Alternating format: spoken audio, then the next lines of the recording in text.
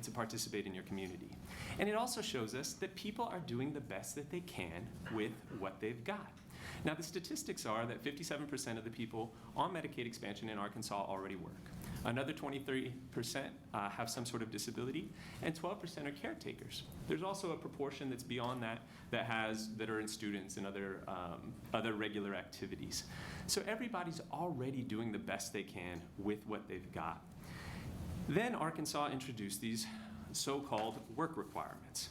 Now, they don't make sense. There's no problem to solve here because, again, over 95% of the people would have met an exemption or would have met the engagement, the work requirement itself.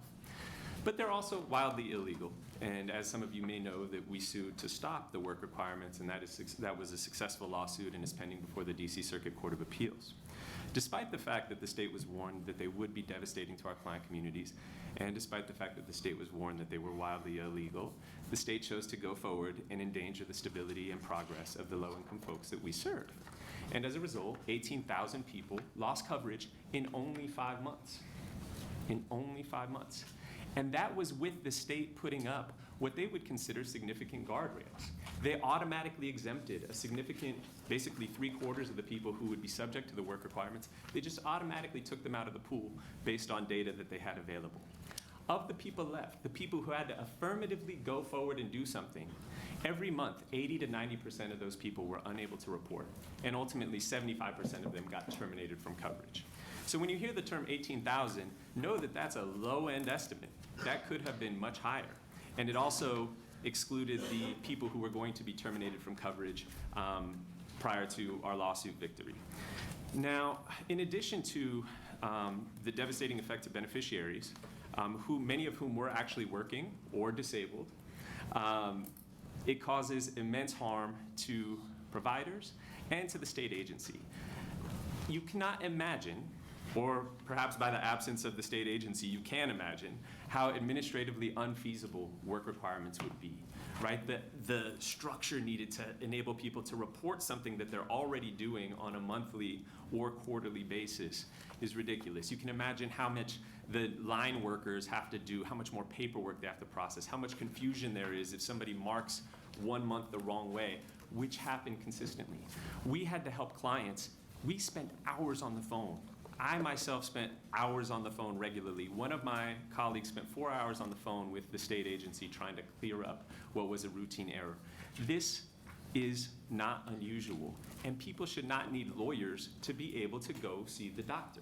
And that was one of the fundamental lessons that we had from Arkansas. Now, if people are concerned with promoting economic advancement and opportunities, there are really viable, proven alternatives. Folks can invest in voluntary, meaningful job training, child care assistance, state earned income tax credits. So if the concern is economic advancement, there are proven policies that work. Work requirements do nothing but endanger the stability and progress of low-income folks and give people another way to trip up and fall back. Now, I've offered you guys some statistics that I haven't gone over here that talk about, lack of rural hospital closures. Arkansas was unique. All the other states mentioned there didn't expand Medicaid. That is not a coincidence. You have statistics showing that people have actual better health outcomes or the ability to have better health outcomes. And you have the uninsured rate dropping significantly. There are many other statistics I can go over here. But I think that is my time for opening statement, and I would love to entertain any questions that people have. Any questions? Senator Williams. Thank you, Chairman Stinner, and thank you for being with us today. I want to be sure I understood your testimony as it relates to the lawsuit that you filed against Arkansas. First of all, can you compare the waiver requirement or what was applied for in Arkansas to the 1115 waiver that's being applied for in Nebraska? And see how those compare, and then what is the current status of the lawsuit? Sure. And Senator, I can't go into details and opine over the legality of Arkansas, or of the details of Arkansas's, or I'm sorry, the details of Nebraska's waiver. What I can tell you is something about Section 1115 and why any work requirement would likely be illegal. And that said, 1115 is a very narrow waiver authority. It allows for the federal government to approve experimental projects in very limited situations. And work requirements are not found anywhere in the Medicaid statute that would allow this narrow 1115 authority to be used to create what is essentially a fundamental sweeping change to the Medicaid system. So I think any proposal for work requirements that any state could offer would face the same legal scrutiny and would be likely illegal. And so what's the current status of that? That's pending. So we prevailed. The federal government and the state governments appealed to the DC Circuit Court of Appeals. The oral arguments on that case is set for next month, October 11th. And then it could be a few months before the court offers its opinion. Thank you. You're welcome. Additional questions, Senator Kavanaugh? Yes, thank you, Chairman. Thank you for being here. Are you familiar with Indiana's implementation of the 1115 waiver? I'm familiar with it in broad strokes. Over the summer, we heard some information from them, and they are, to date, I believe, the only state that has successfully implemented the 1115 waiver using the work requirement avenue, but they don't allow, or it's self-reported, I guess, is how they've gone about it. And so I'm just curious if you have thoughts on the legality of that. Yeah, so Indiana has delayed the consequences of work requirement noncompliance, right? You're not going to see people being kicked off or suffer adverse consequences, I think, for a year. But nonetheless, it goes back to the same Section 1115 authority, right?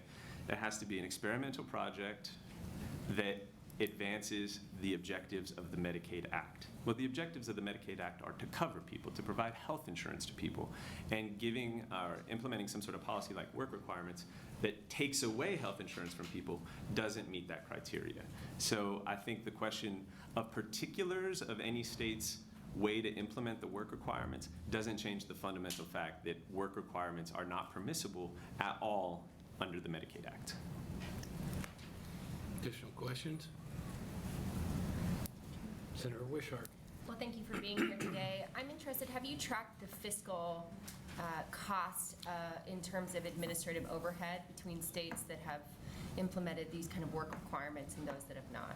So Kentucky took a different approach than Arkansas. Arkansas didn't hire any additional workers. They did have to contract with vendors to run call centers and operate websites and other things. But they did a much less robust bureaucratic blow up, I guess, than Kentucky did. Kentucky, it was going to be several $100 million, I believe.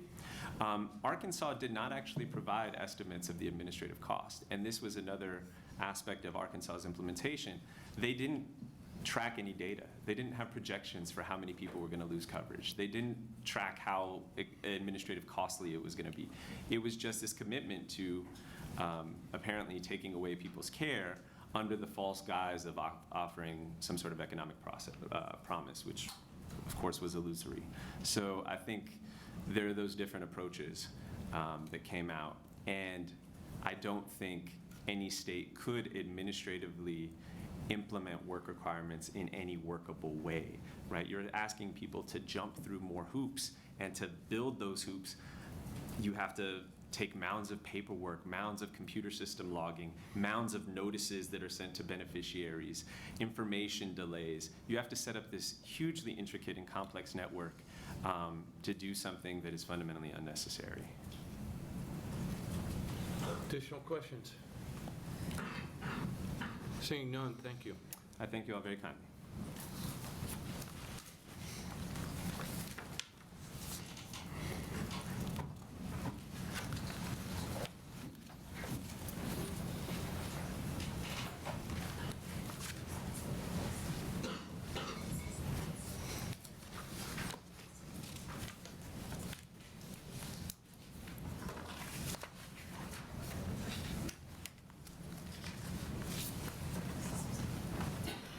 Good morning. Senator Sinner, members of the Appropriations Committee and the Health and Human Services Committee.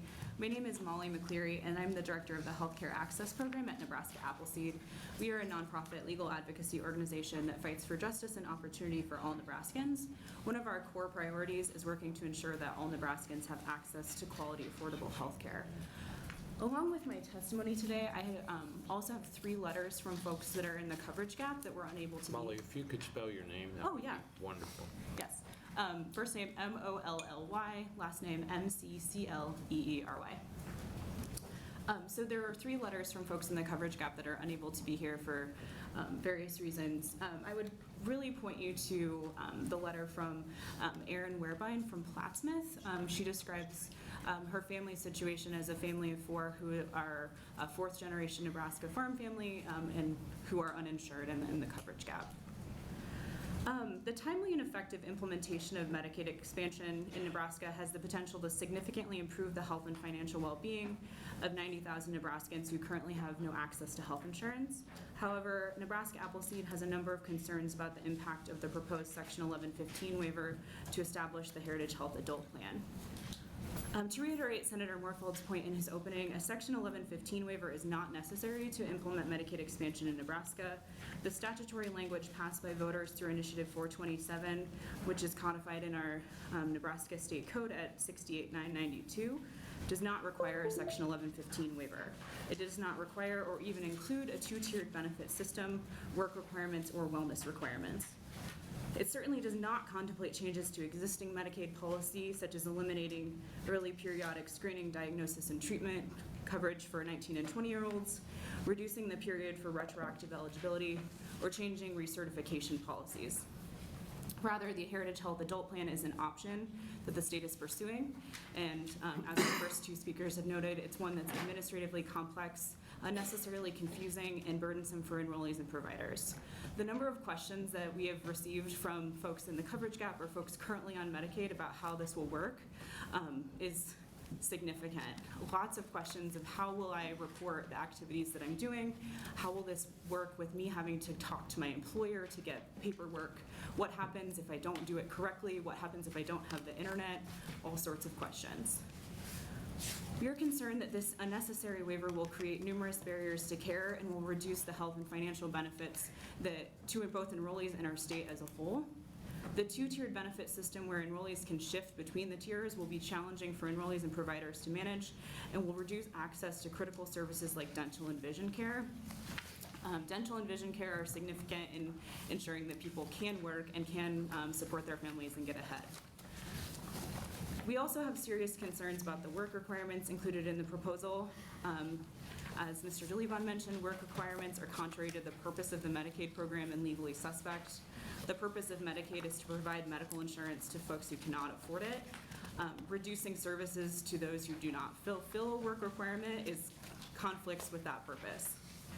The majority of Nebraskans in the coverage gap are already working, except in low-wage jobs that do not provide insurance. About 70% are employed, and the remainder are folks who, like students, stay-at-home spouses, folks who may have a disability but not a formal disability determination. Due to potentially challenging reporting requirements, we're concerned about individuals erroneously losing benefits but still meeting those requirements but being unable to complete the paperwork to demonstrate that they are completing them. Evidence suggests that work requirements don't actually promote employment and don't address barriers to employment like transportation, childcare, or other challenges that folks may face. Medicaid itself is a program that supports work by providing the coverage workers in low-wage jobs need to stay healthy to support themselves and their families. If our state wants to invest in workforce programs, other programs exist where that investment would be more appropriate and where the health of individuals would not be leveraged as a means of meeting those employment goals. With that, I'd be happy to take any questions. Questions? Senator Howard. Thank you. Thank you for visiting with us today. Can you tell us a little bit about the lawsuit that Nebraska Appleseed filed and give us an update on that? Sure. So we filed a few weeks ago an original action in the Supreme Court to challenge the timeline for implementation.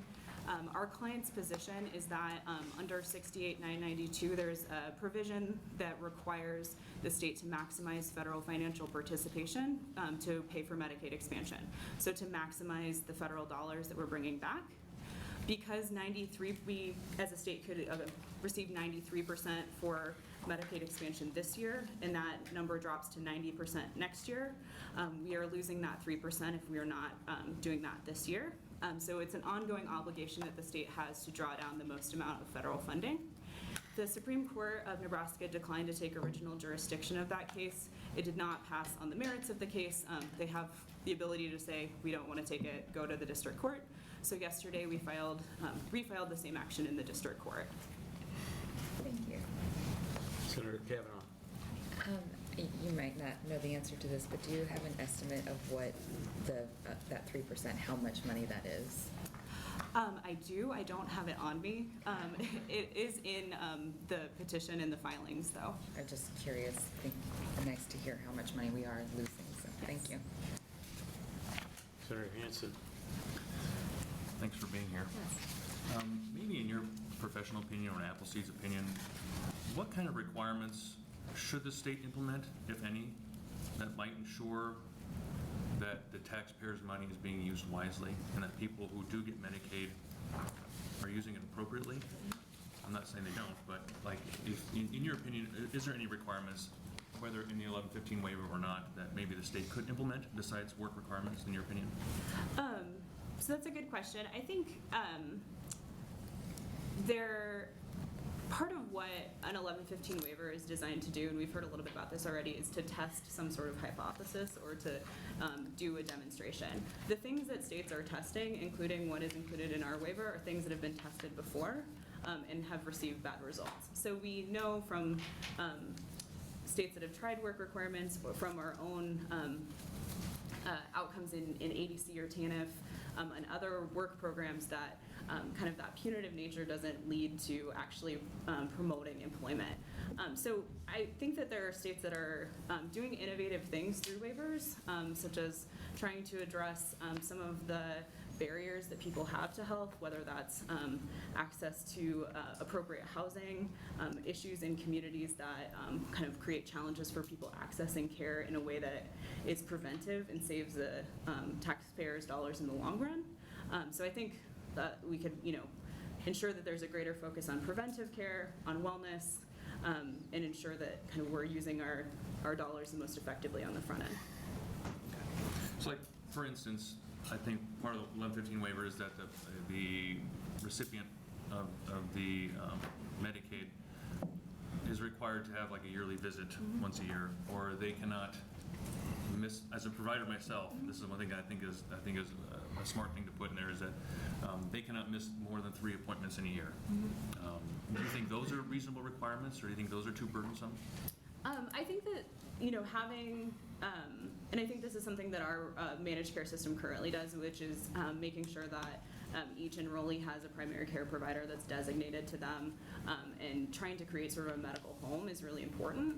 I think where we start to get questions from folks that we work with that are trying to kind of make their way through the program is requirements like dropping to a different level of insurance for missing an appointment can be really challenging to overcome when, for example, you're relying on Medicaid transportation to get to an appointment and they get you there late.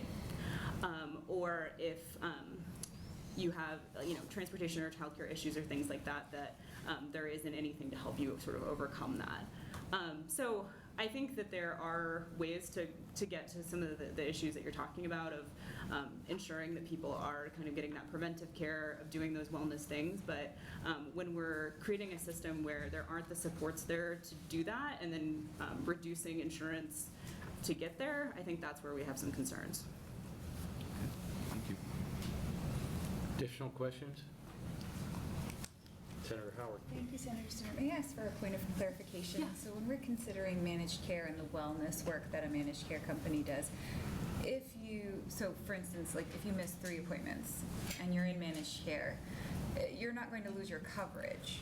No, I was speaking to the part that's in the concept paper around missing appointments and being dropped from prime coverage to basic coverage. What we've heard from a lot of folks is that a lot of times it's not their fault that they're late for an appointment if they're relying on public transportation or Medicaid transportation. And so that was the example I was using, was that they may be trying to comply with that requirement, but then end up missing the appointment or being late, and then end up losing benefits as a result. But in our current system, that's not what we're And then I'm not actually sure if the committees are sort of aware of the challenges within our Medicaid transportation system, if you want to touch on that for a moment as well.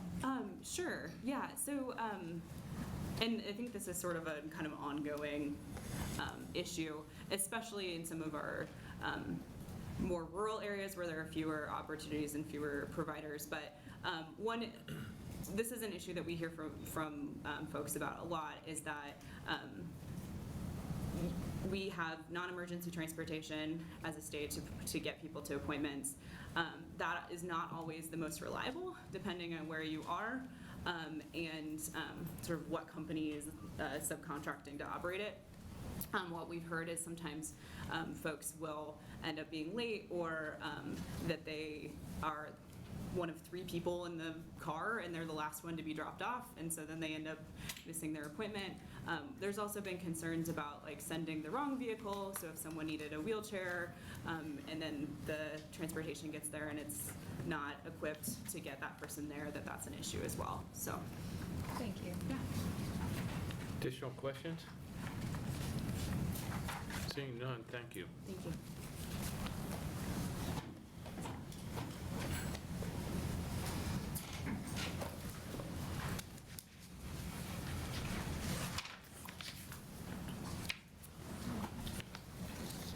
Good morning. Morning. Chairperson Howard, Chairperson Stinner, and members of the Health and Human Services and Appropriations Committees. My name is Tiffany Friesen Malone, Tiffany Friesen Milone. I'm Policy Director at the Open Sky Policy Institute. I'm here today to speak to the potential fiscal impact of the Department of Health and Human Services proposed 1115 waiver. We're concerned, we're concerned the state will spend significantly more money implementing expansion with the proposed waiver than it would spend by simply allowing the expansion population to enroll in the state's traditional Medicaid program. This would effectively shift dollars away from healthcare for families toward added bureaucracy and contracts with private vendors. The Department of Health and Human Services has estimated it will spend more than 3 times as much as in administrative costs to implement expansion with the waiver than would be needed without it. In a 2017 fiscal note, DHHS projected it would need around $1.8 million in administrative costs in FY20 to implement expansion without the waiver. The agency now says it will need about $6 million in FY20 to implement expansion with the waiver, an increase of $4.2 million. More than half of the increased amount due to the waiver will go to additional staff. The agency has already begun hiring 108 new staff at a projected cost of $3.9 million in FY20. That's more than twice the staff at triple the cost than was earlier projected for a straight expansion. Generally, the costs incurred by a state in covering eligible individuals are matched by the federal government at 90% rate, while the costs incurred in administering Medicaid are matched at 50%. As a result, the more the state shifts its spending to administration, the less it receives from the federal government. Nebraska wouldn't be the only state seeing increased administrative costs associated with this kind of waiver. Both Kentucky and Tennessee have seen or projected increased costs of about $35 million as a result of work requirements. Kentucky saw its administration costs jump 40% the year it started implementing its work requirements. And a fiscal note to a recently signed work requirements law in Tennessee projected $34 million a year in recurring administration costs. Looking beyond future costs, we also have concerns about the amount of federal funding the state is forgoing right now in order to pursue the waiver. Last fall, DHHS estimated that a voter-approved expansion would bring about $25.5 million a month in federal matching funds for FY20. Therefore, had the state implemented a voter-approved expansion on April 1st, the day the state plan amendment was filed, Nebraska would have received $460 million in federal matching funds by October 1, 2020, the date DHHS plans to implement the waiver. These funds would strengthen rural hospitals, many of which are operating on the margins, and flow through local economies. According to the University of Nebraska at Kearney, increased Medicaid spending through a straight expansion would create 11,000 jobs and generate $1.3 billion annually of new economic activity in the state. By delaying implementation, the state is therefore also forgoing about $2 billion in economic activity. These projections mirror actual data from Louisiana's expansion and its impact on economic activity there. A state commission study found that expansion had created and supported over 19,000 jobs and generated state and local tax receipts over $175 million. Expanding Medicaid has therefore brought $50 million more revenue to the state of Louisiana than what it spent on implementation. Considering the experience of other states, we conclude that this waiver will only end up costing the state money in lost federal funding and additional bureaucracy.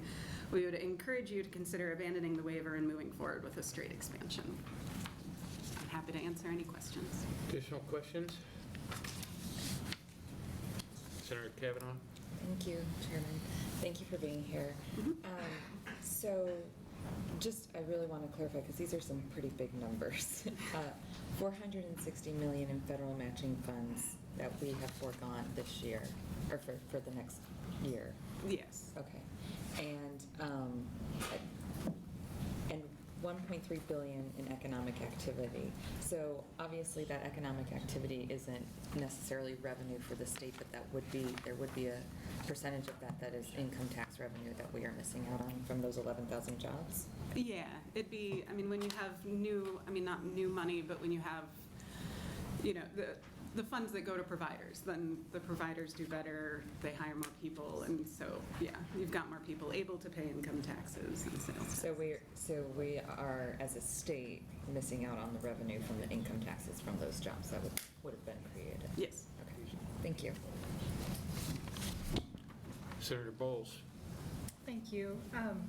I wanted to give you an opportunity to dive a little deeper into your comments around the fiscal impact of the administrative burden. And you reference a comparison between the 2017 fiscal note that said it would be about 1.8 million in administrative costs, and now the agency would need about 6 million.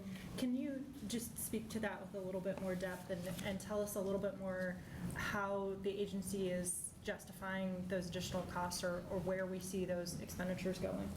Yeah, I mean, there haven't been very detailed kind of projections released, so it's pretty much broken out into administrative costs and staff, and a lot of it is going to be staff, because you're going to need more people to, process paperwork. You're going to have more appeals, so you'll probably need more administrative law judges, because as people get dropped down, you're going to have more appeals. And then you'll also have, there's going to be quite a bit of upfront expense, at least with other states, just in notifying people. I mean, that's an expensive process. And in Minnesota, when they did a fiscal analysis of work requirements there, and they went really in the weeds with it and broke it down into how many additional minutes of work the work requirements would cause. And they concluded they would need I think 300 more people. And they had about 125,000 people in the expansion population, so it's a few more people, but at the same time, when you're looking at increasing somebody, I think it was 55 minutes to process compliance paperwork, and so they did a full Lean Six Sigma timing people kind of thing. Yeah. That's really helpful detail, and I think it's useful to think through a little bit. We know that there will be administrative costs related to technology updates and the contract workers to make sure that we're meeting compliance standards and those kinds of things. But what I'm hearing you say is a part of Open Sky's position is that there's significant new expenditures related to the staffing and oversight of work requirements, and I think there is conversation and they about also will not be matched at the same rate. So personnel and staff generally are matched at 50%, where benefits would be matched at 90%. So some of the upfront IT costs can be matched at the higher rate, but any ongoing administrative costs won't be matched at the 90%. There are certain ones that will be matched at 75%, but it's really limited. Thank you. Additional questions? Senator Vargas? Thank you very much for coming. I was really interested to see the 40% a year implementation work requirements, the administrative costs. When we're talking about any programs or changes we do, we have to try to find a frame of reference. That was concerning to me, but to make sure I have a full picture, do we have any data from Kentucky showing that, okay, if it is 40% administrative cost jump, were there any savings that they found, efficiencies, any Well, data? yeah. So where they projected seeing the savings was by having people kicked entirely out of the system. And so the governor in January of 2018, like publicly said that they were going to end up spending more money to give people worse coverage. So the data that we have is that fewer people will be enrolled, and that's going to save the state money? Yeah, for Kentucky. But they they haven't ever implemented work requirements because of the lawsuits. So they've Okay. spent $35 million and have Okay. not seen any savings because they haven't. Thank you. Additional questions? Senator Wishart. So their hypothesis is if they kick people off of Medicaid, they'll save money, but don't we have statistics on the fact that if somebody doesn't get regular health care, it costs more money?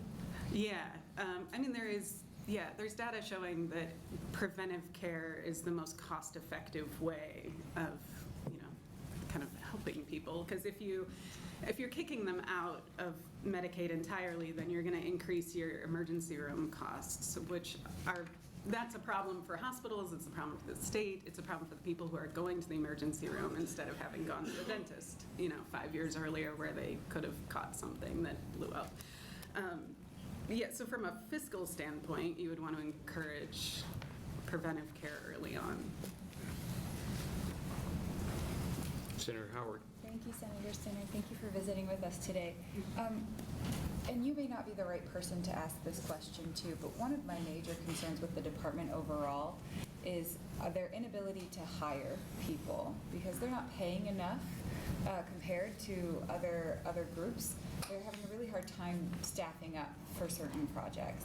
And so when I think about the sort of the long-term challenges of Medicaid expansion in a sort of a more challenging context, do you know about some of the workforce challenges that the department is experiencing and whether or not they'll need actually more money in order to pay people more in order to get them to work for us? I do not. Yeah, it's kind of a bigger question, but we're seeing it in every facet of the department in terms of hiring challenges. And just when you're talking about that they need 180 staff, I'm not sure where they're going to come from right now. Even with this rate expansion. I mean, it is also scheduled to increase. I think they project between 6 and 8 new staff every year for the next decade. Thank you. Senator Merman. Thank you for testifying today. Did you do any research as to the benefits to the healthcare system of encouraging beneficiaries to make appointments and not go to the emergency room? So I went a little in the weeds with that question because it's a complicated one. I did look at, like the cost difference between providing dental care versus the emergency room. It's just a stark difference. I don't know that you could quantify economically, the requirement to have people regularly see the doctor, in terms of the overall fiscal impact. Additional questions? I just want to make a comment that the Appropriations Committee spent a lot of time sifting through the administrative cost piece of this.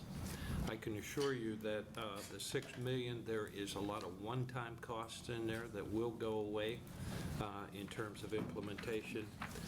The other thing, I think Open Skies assumed that everybody would show up 90,000 and the 460 million would be something that we've lost the opportunity. There is a ramp-up period to get 90,000 people onto coverage, so we're using this. Be careful how you use the numbers. That's all I'm suggesting. With that, any additional questions? Seeing none, thank you. Thank you.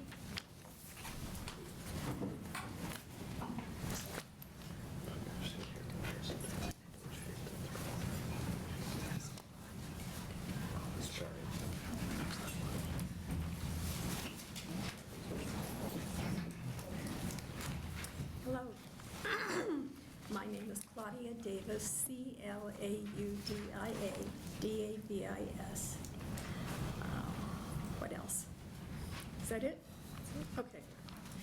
I am a retired LIMHP, excuse me, which means licensed independent mental health practitioner. And I worked in 2 specific counties where Wahoo and David City are for about 15 years. When I come up here, I'm thinking that many people here do and many people do not know about rural communities. In our rural communities out there, there isn't a lot of mental health, there aren't many mental health programs. Many counties do not have mental health programs that are private nonprofit or even private.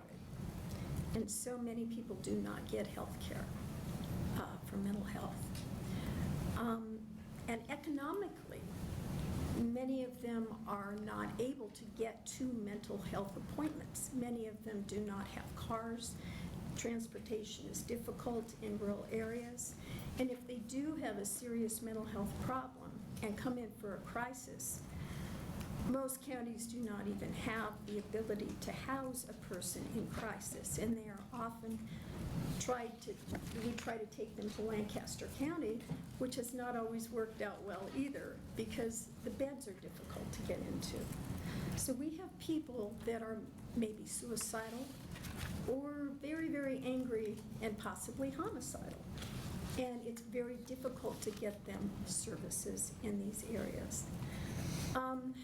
Those of us who have lived close to the bone at some point in our life know that when you don't have enough money, you not only don't get over-the-counter medicines or go places that you want to go, or even be able to provide some of the healthy foods that you need, but you also do not sometimes, especially if you're not on Medicaid, you don't get your emotional and mental health medications either. That's really, really important because many of them are not inexpensive. Some of the really older ones are. They're pretty inexpensive, but the newer ones are not. And some of the newer ones really help people, especially people with bipolar disorder and depression, as well as the chronic mental illnesses like schizophrenia and I lost the train of thought on that one, but like schizophrenia and schizoaffective disorder. Medicaid expansion would allow people that work in rural areas, that are farm workers, but also many farmers, like someone else has pointed out already, get some help so that they can get into appointments or they can have child care. Many offices do not allow children to come in with their parents. And when they're small, it's very difficult to do therapy with someone with a 2-year-old in the office, but it happens. It's better than nothing at all, but it would be nice if there was a way that they could have some help with child care during sessions. Let's see.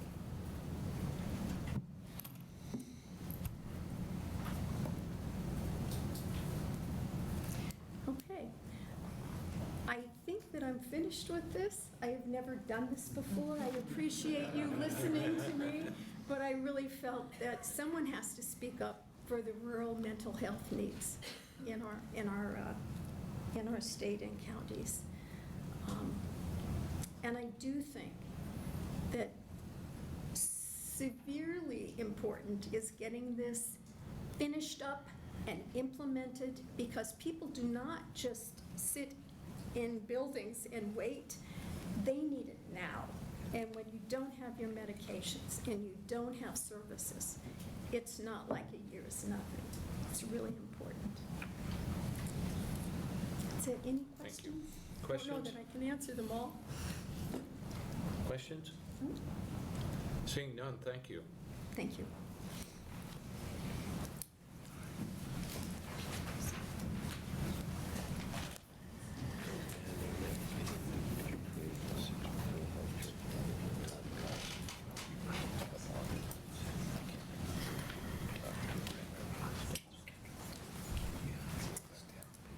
Good morning.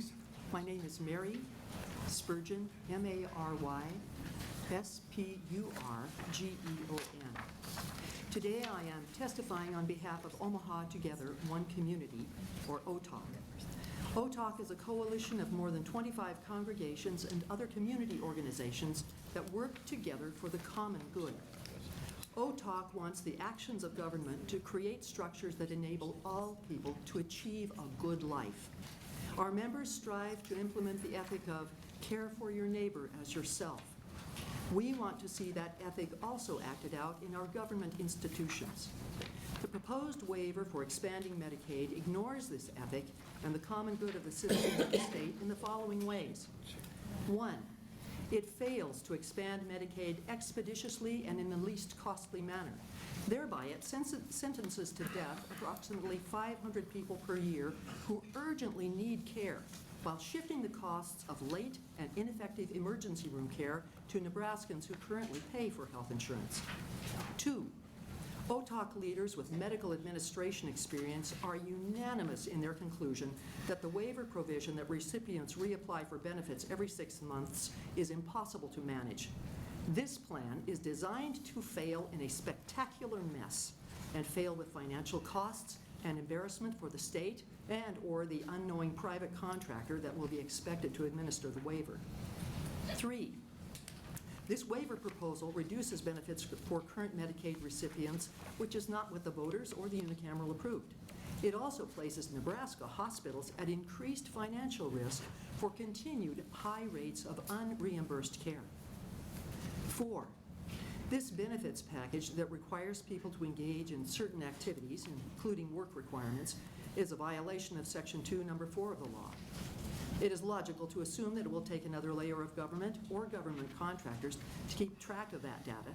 It is safe to assume that Nebraska taxpayers will pay that bill. 5, postponing implementation through this waiver ensures that the state of Nebraska will not receive $460 million in federal matching funds for this year, also a violation of Section 2, Number 3 of the law. Nebraska is losing this money while the Unicameral's Revenue Committee struggles to find a way to get income for statewide needs to relieve pressure on local property taxes. In sum, this waiver is wasting lives, time, and money by planning to implement a complicated, inefficient plan that is completely optional and was never authorized by Nebraska voters. By so doing, Nebraska is loudly proclaiming to low-income working people, ages 19 through 64, living the American dream on less than $17,000 a year, take your energy, your dreams, your innate talents and skills and initiative to another state. You are not wanted here. Nebraska should be swiftly and efficiently implementing Medicaid expansion as instructed by the voters. Instead, at the governor's direction, it is hurting individual Nebraskans by deferring care.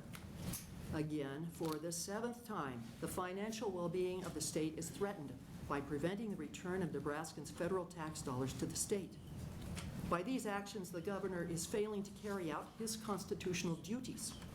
Instead, he demonstrates disdain for Nebraska voters, the rule of law, and the unicameral. Enough is enough. Implement Initiative 427 as passed by the voters. Thank you. Questions? Questions? Seeing none, thank you. Thank you.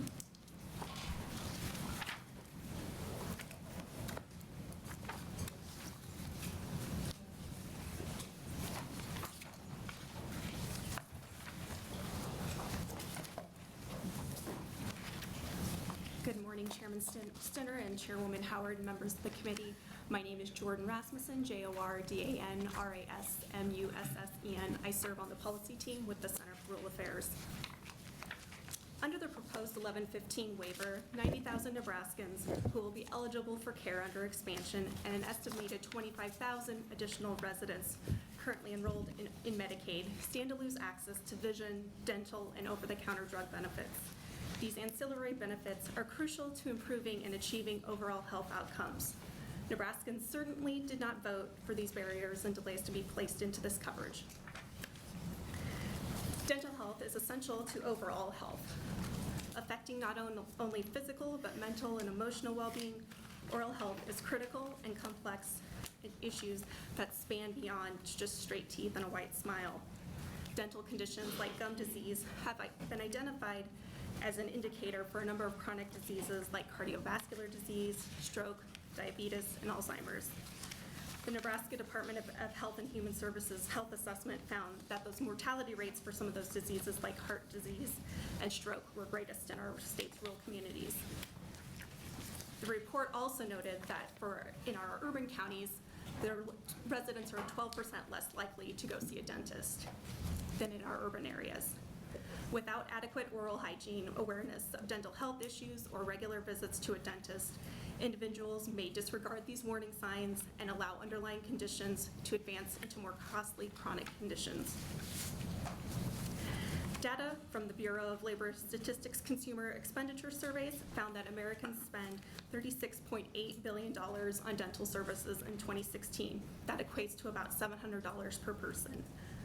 Of these personal dental expenses incurred, 44% were paid out of pocket, 43% by private dental insurance, and just over 8% were paid by public coverage, such as Medicaid. In Nebraska, this cost undoubtedly inhibits residents from visiting their dentist. The American Dental Association found that 54% of Nebraskans who had not visited their dentist in the past 12 months did not go because they could not afford the cost associated with care. Unsurprisingly, this percentage is significantly higher for low-income households, 74% of which said cost prevented them from seeking care. For high-income households, that percentage shrinks to just 1%. When Nebraskans cannot access the dental care they need through planned visits to the dentist office, they go to our emergency rooms. Their state provided some pretty amazing statistics that between 2003 and 2015, the number of non-traumatic dental visits to emergency rooms nearly doubled from 4,800 to about 8,200, with a price tag of $10 million in costs for our emergency rooms. Of these emergency room dental visits, more than 2,800 were made by rural residents. Creating these additional barriers to dental care for coverage for current and expansion Medicaid clients through the proposed 1115 waiver will only exacerbate this utilization of emergency services for dental care. Overall, Nebraskans in the state's rural counties have much to gain with the expansion of Medicaid. The number of uninsured in our rural counties matters not only because of the number of rural Nebraskans who are left uninsured, but also for those in their communities who are left to shoulder high insurance premiums and radiating effects of uncompensated care on our health systems. While expansion does not offer the solution to all of the challenges of rural health care delivery, the expedient and unencumbered implementation of Medicaid expansion will make a difference for thousands of rural residents and the communities they call home. It's time to move forward with the will of the voters and implement Medicaid expansion without barriers. Thank you, and I welcome your questions. Okay, thank you. Questions? Senator Hansen. Thanks for being here. Yes, thank you.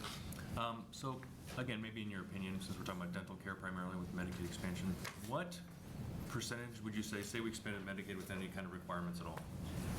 What percentage of ER visits would you see, in your opinion, decline with Medicaid expansion? I cannot make an estimate on that, I'm sorry. Okay. And I'm going to pose this question the same way that I posed to somebody earlier. What kind of requirements do you think the state should implement, if any, that might make sure that, just like we do with any kind of government program, that we want to make sure that we're getting the best bang for our buck, make sure we're getting a good return on investment, make sure we're helping people in the right kind of manner, and the most kind of people that we can due to our limited budget. Are there any requirements that you see the state should implement to help make sure we're spending taxpayer money wisely?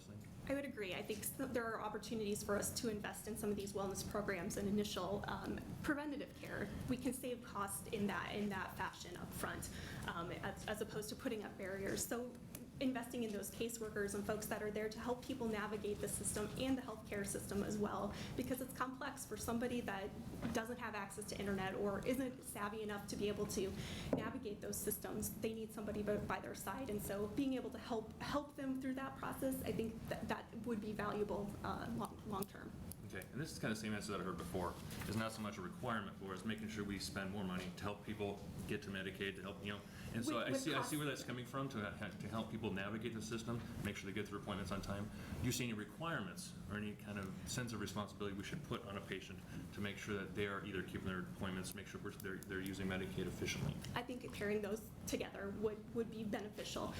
Probably not to the extent that's proposed in the waiver, but yes, being there to be by their side to help them navigate those systems. Thank you. Thank you. Additional questions? Senator Bowles. Since this question has come up a couple of times, I thought maybe we could talk about it for a second. There are existing Medicaid regulations about access to care, about making sure that the services that we are purchasing with Medicaid dollars are the correct services. An example that comes to mind is certain behavioral health services can only be provided by a trained clinician, for example. In addition to that, we have the 3 managed care providers, which not only are designed to sort of promote that preventative care and make sure that we're using dollars wisely, help people navigate the system, but also are looking for those strategies like how do we make sure that diabetics get the lower cost level of care rather than emergency level of care. And the fact that we have 3 means that there's innovation among those 3 managed care providers, which means we're also looking for new ways to create those cost efficiencies. And so to shape this into the form of a question, it seems to me that there's already a pretty good infrastructure there by people who have a lot of expertise about controlling costs and getting the best bang for our buck. Can you help me think through all of those strategies as it compares to just the strategy to say, do it or you'll lose access? Is there any data or information that compares which is better or which is more effective? I don't have any data off the top of my head that would point to that, but that would, I mean, from a logical perspective, yes, that does make sense. Those that are working at the ground level, working in those spaces with those clients, understanding the complexities of being a low-income person and the challenges that you face, whether that's transportation or access to childcare, yes, that makes sense. And so yes, incentivizing those opportunities and drawing upon that expertise obviously makes the most sense logically, yes. And just briefly, one quick example, I was at the Medicaid Assistance Advisory Committee meeting, and one of the managed care providers did present specifically on how they are improving both the quality of care and the health outcomes for diabetics and controlling costs by making sure that they have some of those navigators, just like you are suggesting. So I think we already have some of the proof in the pudding from some of those managed care providers who are already showing us how it can be done. Great, that's great. Thank you. Additional questions? Seeing none, thank you.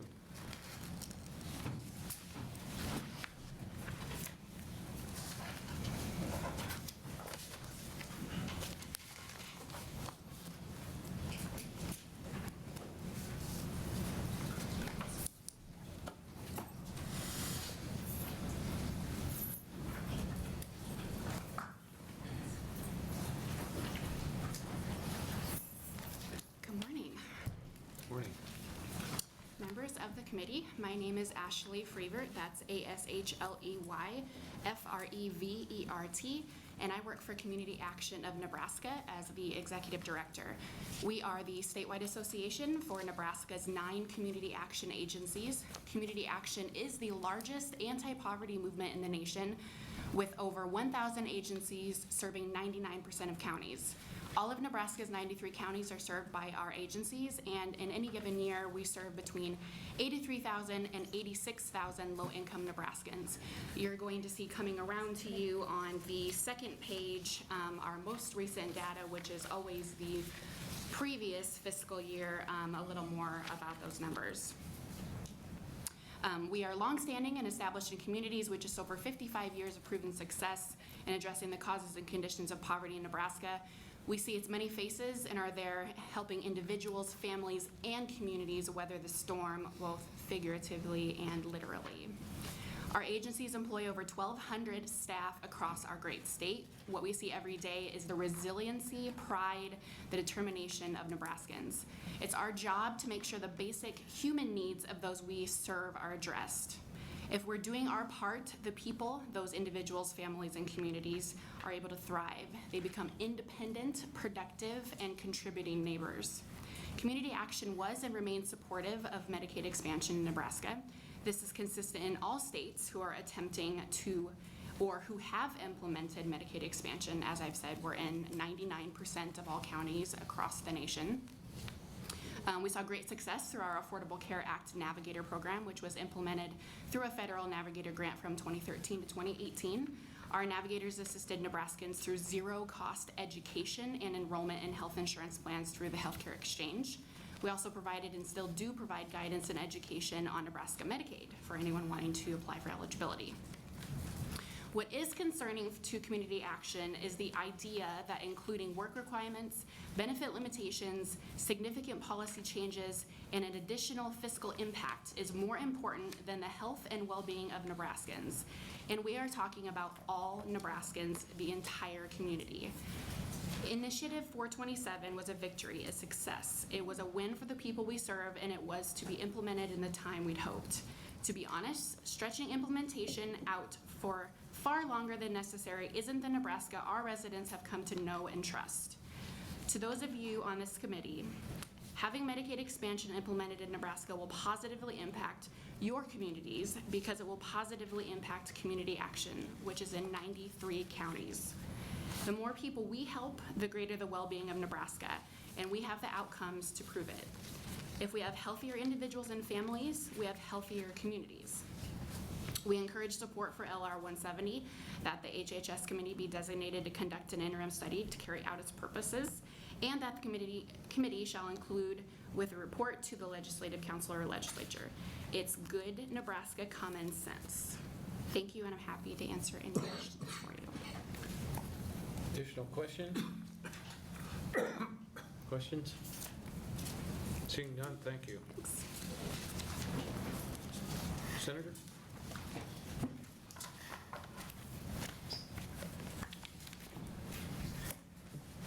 Thank you, Chairman, members of the committees. A few different things.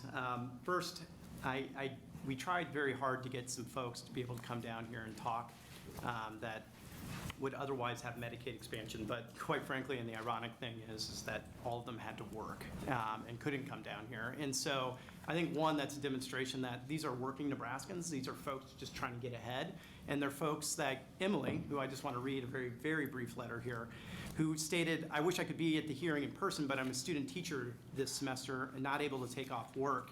Here's my story. I graduated from UNO in 2016 and worked for a couple of years as a legal unit specialist at an underwriting firm. I knew it wasn't my lifelong calling, so I went back to school so I could become an elementary school teacher, something that we need a lot of, from what I hear on the Education Committee. I'm currently student teaching third graders at Reeder Elementary School in Millard. Once back in school full-time, I worked in my uncle's accounting firm to help pay the rent and eventually moved back home with my parents to save money. Unfortunately, it never occurred to me that this decision to attend school full-time at age 25 would put me in a perilous position regarding my health insurance this year.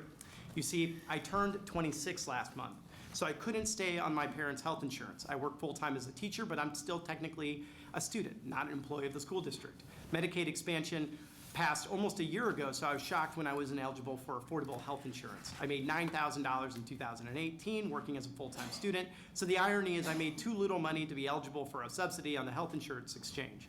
After working with a friend of a family who's a health insurance broker, I ended up with a catastrophic insurance. I pay $70 a month and have a $10,000 deductible. Keep in mind that I'm a working full-time student, not getting paid really. In fact, I have to pay tuition for the student teaching. Another student teacher in my cohort, Brent, made over the $12,000 threshold last year, so he is getting great insurance on the exchange at an affordable cost. Thank goodness I'm healthy. If anything happens, I get in an accident or fall severely ill, I'll go bankrupt. I'm merely making ends meet. I certainly don't have $10,000 laying around should something go wrong, and I would say that statistically most Nebraskans don't. Medicaid expansion was passed to help people like me. I don't understand why it was implemented. I'm told that there's about 90,000 other people like me in the same situation. You have the power to help us. Please, I'm asking for your help. Sincerely, Emily Novacek. There's a few things I want to address here. First, based on the HHS numbers, we have a loss of $149 million this year alone by not expanding Medicaid the way that the voters intended, including we have other losses that are hard to account, but the UNK study that was done 2 years ago found that productivity among workers and also the availability of workforce increases as the access to healthcare increases, which I don't think is rocket science, but there's actual numbers to prove that, and I would encourage you to read the UNK study that goes into that in depth. In addition, I think that some questions were asked about ER visits. On your handout that I believe the gentleman from Arkansas sent around, before work requirements were implemented, after Medicaid expansion was implemented, ER visits went down 60%. And so there is numbers, there's real facts that show that utilization of healthcare becomes more efficient, ER visits do go down, and that we see healthier outcomes. In addition, I think that that's why we have managed care companies that are supposed to be managing the healthcare outcomes, monitoring them, navigating people successfully, so that number one, they get the best care, but number two, they get the most efficient care for their dollars and the state dollars. I think what we really need is more appropriate oversight from DHHS of managed care companies rather than making it more difficult for everyday Nebraskans to receive this type of care. And I also want to say, I know that several of us have been involved with ballot initiatives in the past or are currently involved with ballot initiatives, and I think that this really sets a dangerous precedent, that the third house of our government, the people, as intended when we passed the unicameral legislature, having a third house, or a second house, I should say, third branch of government maybe, but the second house, the people, have the right to the initiative petition process. And Senator Erdman, I know that you're involved in a property tax ballot initiative. Just imagine if you pass that, you go through all that hard work, Nebraskans pass it, and then suddenly the Department of Revenue is like, well, there's this 2-year delay that we have to do, sorry. Can't do anything about it. I know the language is really clear, just like our language was, but we're gonna have to wait 2 to 4 years to study or tweak, or it's not 100% clear, so just hold on for a while. This diminishes the power that the people have of the initiative petition process. It diminishes the respect that Nebraskans have that government is going to carry out the will of the people. And more importantly, it impacts people's lives. There are people that do not have access to health care in our communities all across the state that are suffering unnecessarily, unable to work, and dying prematurely. And I can't emphasize that enough. These aren't just numbers, they're not just statistics, it's not just federal dollars, it's people's lives. And this is despicable, and the fact that the Department of Health and Human Services isn't here today, and the fact that they continue to bungle this, either on purpose or because of incompetence, is completely unacceptable. And it's not something that should be taken lightly, and it's not something that should just be passed over and gone, oh, well, that's too bad. So with that, I'm happy to answer any questions. Senator Wishart. Well, thank you so much, Senator Moorfeld, for being here today and bringing this in front of us. So what can we do for those of us who are concerned about this waiver? What can we do as senators to try to reverse this? I mean, what kind of powers do we have as a legislative body to be able to address this issue? It's a good question. Quite frankly, the reason why we went to the ballot was because we realized that the supermajority of the legislature was not willing to pass it in the first place. And so then we go to the ballot, we pass it. It's only a few paragraphs. It's pretty clear, much like some of the other ballot initiatives that are currently on the ballot. And the administration refuses to implement it. And so I don't know how to answer your question very well other than saying go to the court system, because when you have a legislature that's unwilling to act, when you have to actually pass it, and even if they did, the Department of Health and Human Services might be doing the same thing right now, quite frankly. And then you have an administration that is willfully violating the law, not implementing the law as passed by the people. It's tough to know what to do other than for all of us to demand that the administration, whether we agree with the policy or not, we can have reasonable policy differences on whether Medicaid expansion is a good thing, whether the Affordable Care Act is a good thing. But I think we can all agree that when the people pass a law on the ballot, that we should all be demanding that the Department of Health and Human Services or any other state agency that is directed by that law and the people should be implementing it and not playing games with it. We all took an oath here to uphold the Constitution and the laws of this state. The governor took that same oath. It's not being carried out. And anybody that tells me with a straight face that it is being carried out is lying. It's not being carried out. So, Senator Wishart, I don't have a good answer for you, but I think that what we can do is continue to provide pressure on the administration to carry out the law. We could introduce a bill saying Medicaid expansion must be implemented without a waiver by X amount of date, but quite frankly, I don't know if the administration would follow that either. Okay. So just to clarify, say there are enough senators compelled, even if they didn't agree with expansion in the beginning, compelled enough by a concern that we're growing administrative overhead as a state in a time when it's when we have fiscal challenges, and we've been convinced that the benefits of having a work requirement don't pay out in terms of the amount of money it costs to do that. Say we have enough senators that agree with that. What could we do as a legislative body?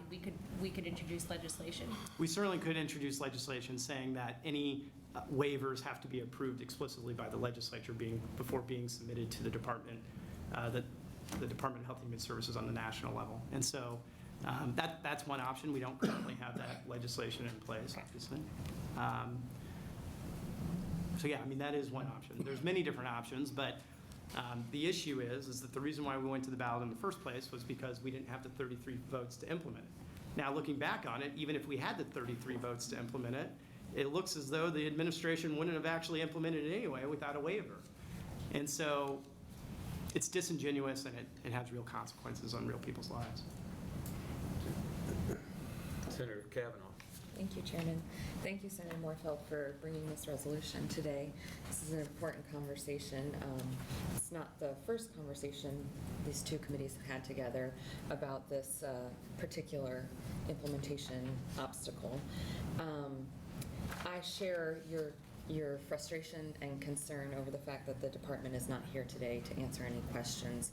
It is clearly laid out in this resolution 170 that we are here to learn more, not just from the people, but also from the department. And in reading over Director Van Patten's letter, I just wanted to call attention to the bottom of the first page. In the second sentence, it says, "The waiver allows us to create a product with greater value for beneficiaries."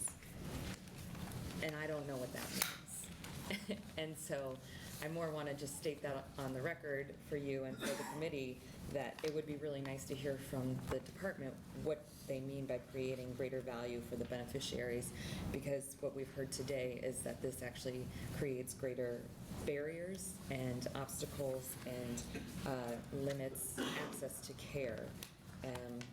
And I just don't know how one would qualify these greater values. And I'm also concerned about how we are supposed to, in good faith, work with the department to come to a resolution on this implementation if the department doesn't show up to talk to us. So I just wanted to share that frustration, and I'm disappointed that we couldn't get a better conversation today from the department, but thank you for bringing this. Yeah, and I don't think, I share your sentiments and your concerns, and I would be interested to talk to some of these beneficiaries that lose some of their benefits and ask them how that created better value for them.